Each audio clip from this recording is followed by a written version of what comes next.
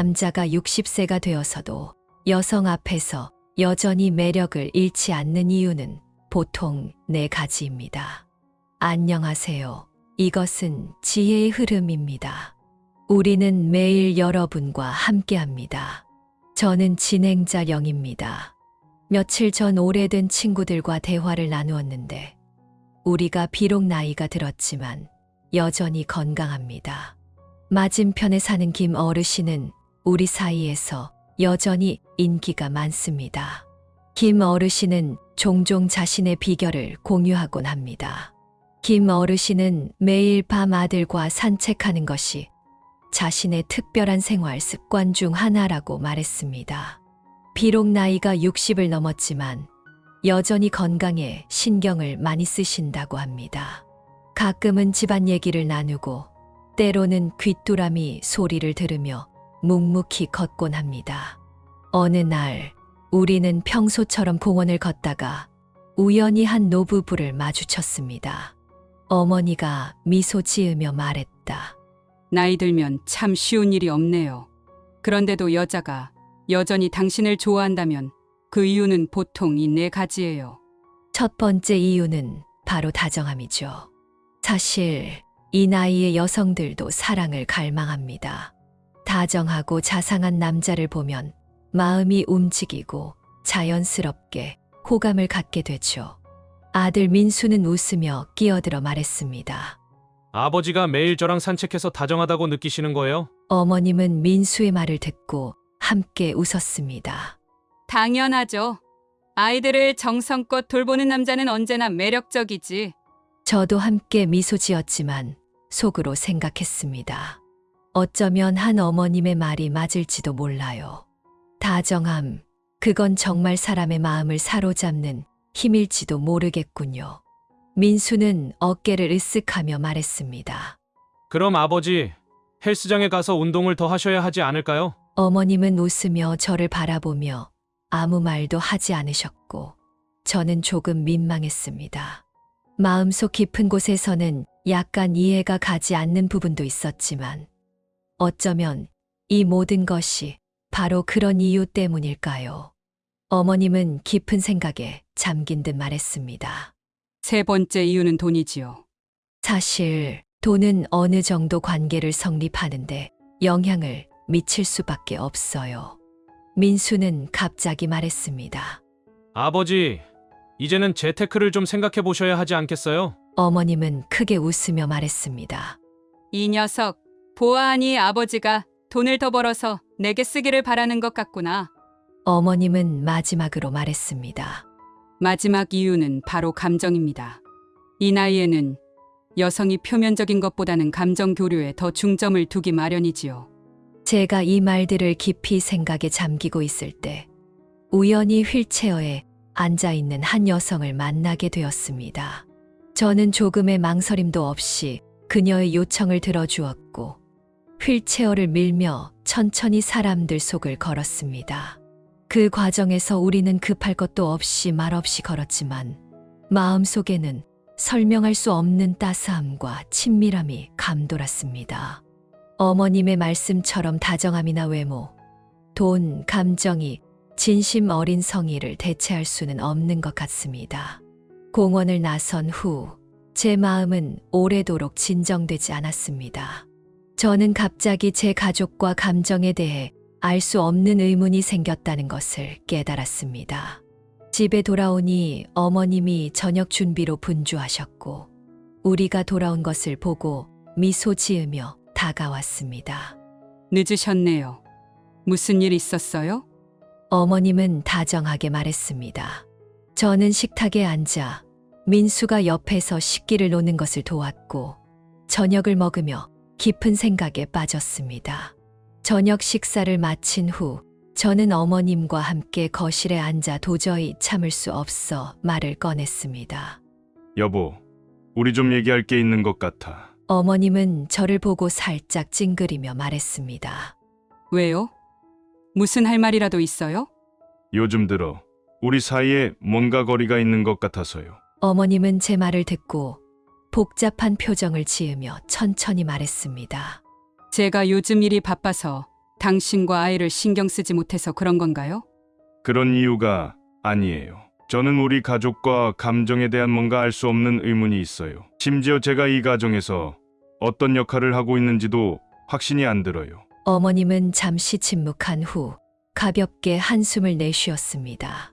제가 당신에게 잘못한 게 있어서 그런가 봐요. 당신이 그런 의문을 품게 된 게. 저는 황급히 고개를 저으며 말했습니다. 그런 게 아니에요. 단지 우리 사이에 뭔가 해결해야 할 문제가 있는 것 같아서요. 어머님은 갑자기 화난 듯한 말투로 말했습니다. 혹시 당신밖에 다른 여자가 생긴 건가요? 아니면 내가 더 이상 젊지 않아서 당신 마음에 안 드는 건가요? 아니에요. 절대 그런 게 아니에요. 단지 우리 대화에 뭔가 문제가 있는 것 같아서요. 저는 이 가정에서 제 역할에 대해 혼란스러워요. 집에 돌아오니 아들 민수가 저를 보고 기쁘게 활짝 웃으며 물었습니다. 아버지, 오늘 왜 이렇게 기분이 좋으세요? 저는 솔직히 대답했습니다. 오늘 길에서 도움이 필요한 할아버지를 만났단다. 내가 그분의 휠체어를 집 문 앞까지 밀어드렸어. 민수는 그 이야기를 듣고 기뻐하며 말했습니다. 아버지는 항상 다른 사람을 돕고 싶어 하시죠? 정말 훌륭한 분이세요. 그때 제 기분은 좋았지만 그 순간 전화벨이 울리기 시작했습니다. 전화를 받으니 한 어머님이었습니다. 저는 갑자기 불길한 예감이 들었고 서둘러 집으로 돌아갔습니다. 집에 도착하니 한 어머님이 근심 가득한 얼굴로 소파에 앉아 계셨습니다.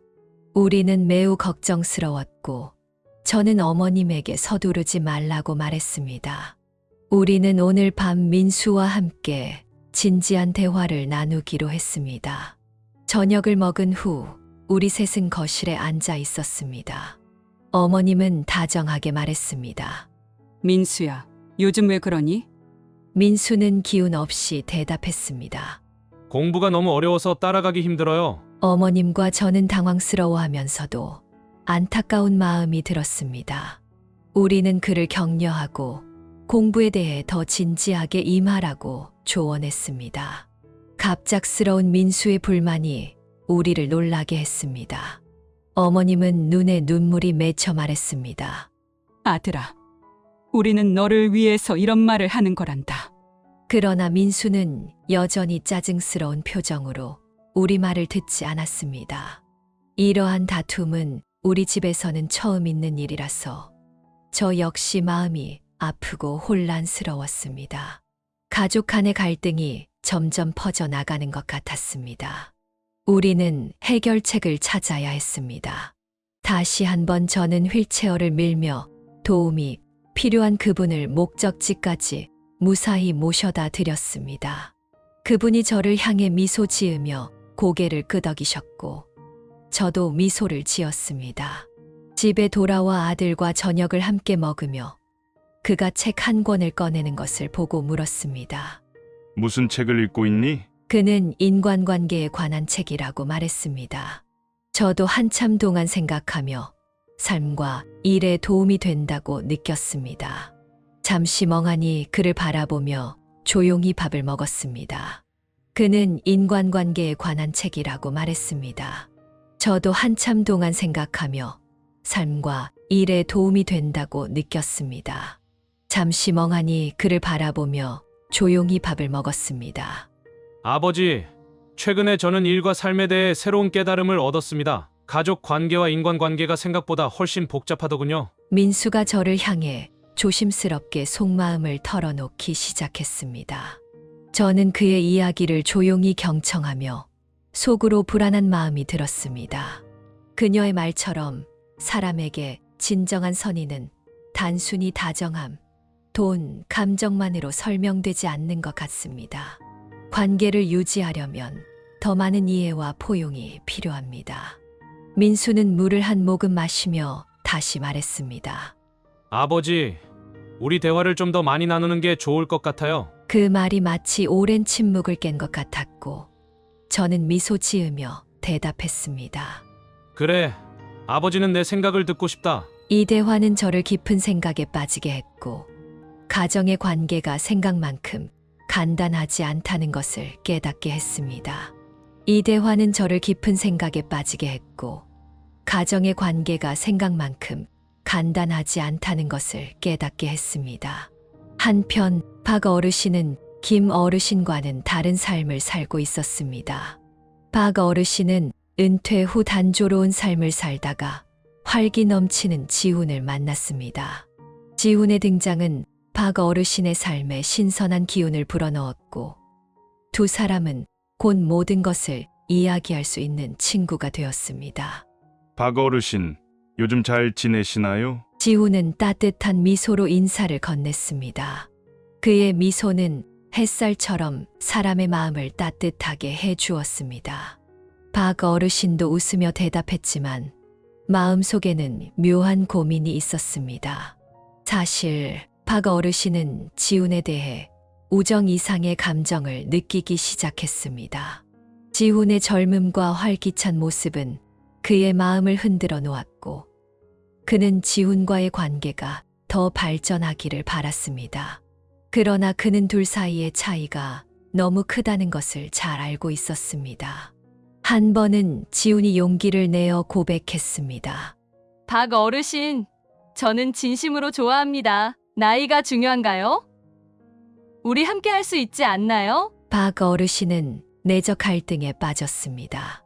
한편으로는 지훈의 진실한 마음에 감동했지만, 다른 한편으로는 둘 사이의 격차가 너무 크다는 것을 알고 있었습니다. 그렇게 박 어르신은 오랜 고뇌의 시간을 보내며 결국 지훈과의 관계를 친구로만 유지하기로 결심했습니다. 하지만 아내인 이 여사가 이 관계를 알게 되었을 때 화가 나서 말했습니다. 당신 정말 어린 여자에게 마음이 흔들린 거예요. 우리는 여기서 끝이에요. 박 어르신은 아무 말도 하지 못한 채 그저 멍하니 서 있었습니다. 깊은 고민 끝에 박 어르신은 지훈에게 거절하기로 결심했습니다. 그는 지훈을 찾아가 진지하게 말했습니다. 당신, 정말 어린 여자에게 마음이 흔들린 거예요? 우리는 여기서 끝이에요. 박 어르신은 아무 말도 하지 못한 채 그저 멍하니 서 있었습니다. 깊은 고민 끝에 박 어르신은 지훈에게 거절하기로 결심했습니다. 그는 지훈을 찾아가 진지하게 말했습니다. 지훈아, 우리 그냥 친구로 남아야 해. 너와 나 사이에는 넘을 수 없는 벽이 있어. 우리는 운명이 아닌 거야. 지훈은 눈물을 머금었지만 박 어르신의 결단력에 감동했습니다. 그렇게 두 사람은 다시 친구로서의 관계를 이어가기로 했습니다. 지훈과의 일은 박 어르신으로 하여금 자신의 인생을 되돌아보게 만들었습니다. 그는 이미 인생의 마지막 단계에 접어들었음을 깨달았고, 남은 시간을 소중히 여기기로 결심했습니다. 그는 이 여사에게 진심으로 사과하며 말했습니다.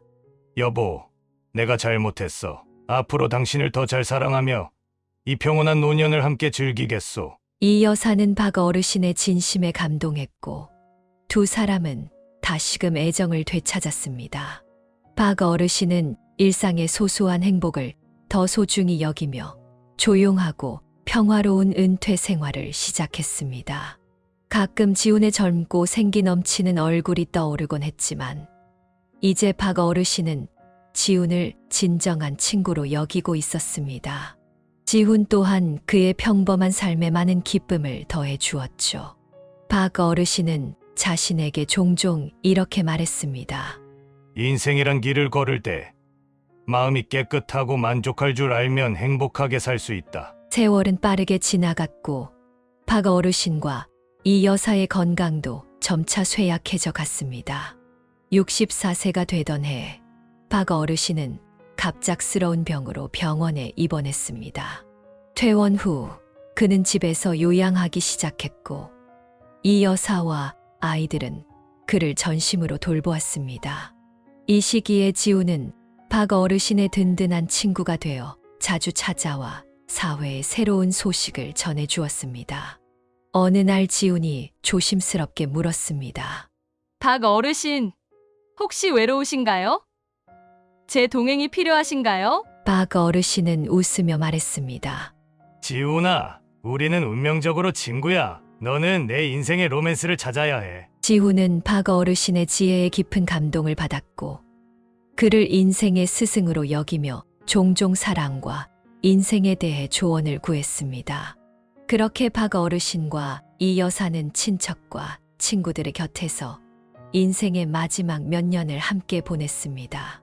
어느 날 이 여사가 박 어르신보다 먼저 세상을 떠났습니다. 박 어르신은 그녀의 손을 꼭 잡고 눈물을 흘렸습니다. 지훈은 그에게 위로와 힘을 주며 말했습니다. 박 어르신, 이 여사님의 영혼은 언제나 당신을 지켜주실 거예요. 그 후 박 어르신은 혼자 남게 되었지만 아이들과 지훈의 동반이 있었습니다. 그는 이 여사의 죽음에 깊은 아쉬움을 남겼지만 그녀가 더 나은 세상으로 갔음을 알았고 그들의 영혼은 언젠가 다시 만날 것이라고 믿었습니다. 박 어르신, 행복한 사랑이란 무엇이라고 생각하시나요? 한 번은 지훈이 물었습니다. 박 어르신은 잠시 생각한 후 천천히 대답했습니다. 사랑에는 단 하나의 정답이 없어. 육체적인 즐거움만을 추구해서는 진정한 행복을 얻을 수 없어. 서로 영혼 깊은 곳에서 통하는 그런 사랑을 찾아야 해. 그것이 바로 사랑의 기초란다. 박 어르신의 인생의 지혜에 지훈은 깊은 감명을 받았고 사랑에 대한 새로운 깨달음을 얻었습니다. 인생의 진정한 의미는 바로 이것입니다. 진정한 것과 함께 서로 마음이 통하고 이해해주는 관계를 가질 수 있다면 결코 외로움을 느끼지 않겠지요. 박 어르신과 이 여사처럼 나이가 들어도 감정은 변함없이 지속될 것입니다. 삶의 여정은 종종 굴곡지고 많은 무력감과 후회를 안겨주지만 만족할 줄 알고 현재를 살 수 있다면 결국 자신만의 행복을 찾을 수 있습니다. 박 어르신의 마지막 여생도 그랬습니다. 비록 평범했지만 가족과 친구들의 동반 덕분에 그는 충만함을 느낄 수 있었습니다. 많은 사람들은 사랑이 젊은이들만의 것이라고 생각합니다. 그러나 나이가 들면 이런 일에 무심해진다고 생각하죠. 특히 노년기에 들어서면 더더욱 그렇습니다.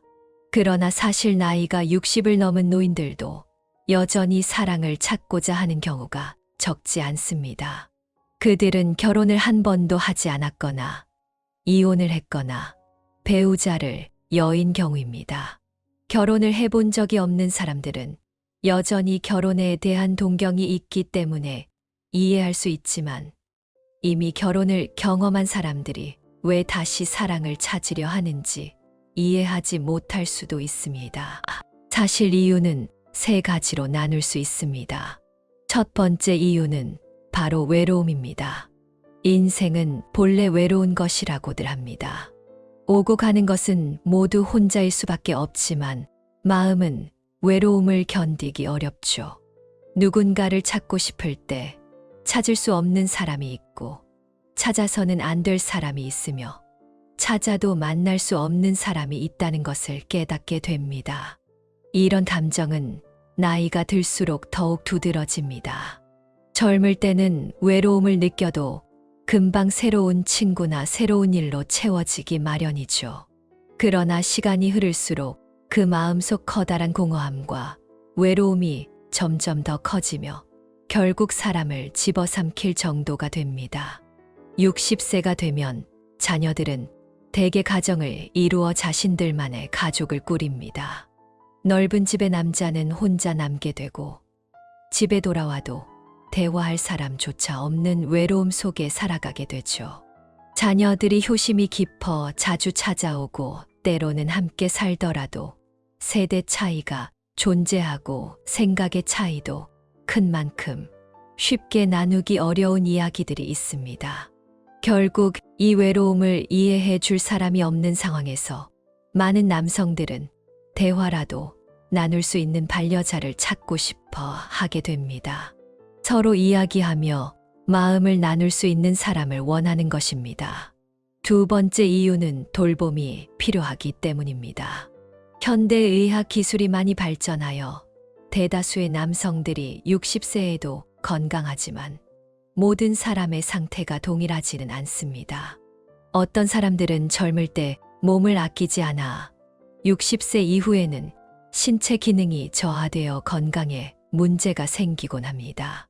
고혈압, 당뇨병 등의 질환은 대표적인 사례이고 그 외에도 다른 질병이 동반되기 쉽습니다.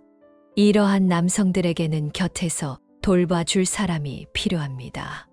물론 간병인을 고용할 수도 있지만 그들은 가족처럼 세심하지 않으며 모든 사람이 간병인을 고용할 경제적 여유가 있는 것도 아닙니다.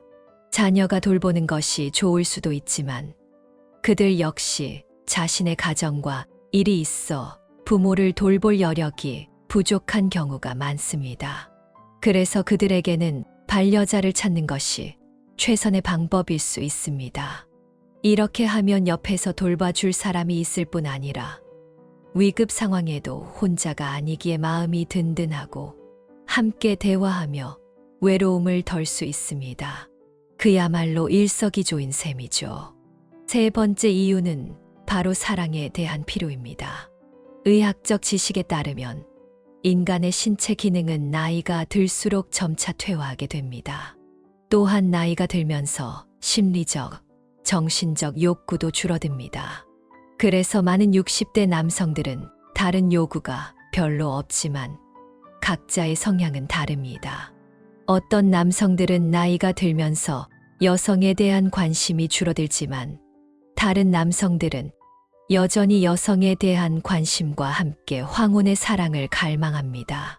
이러한 감정적 필요와 신체적 필요가 결합하여 이들은 새로운 반려자를 찾고 싶어 하게 되며 각자 나름의 기준을 가지고 반려자를 찾습니다.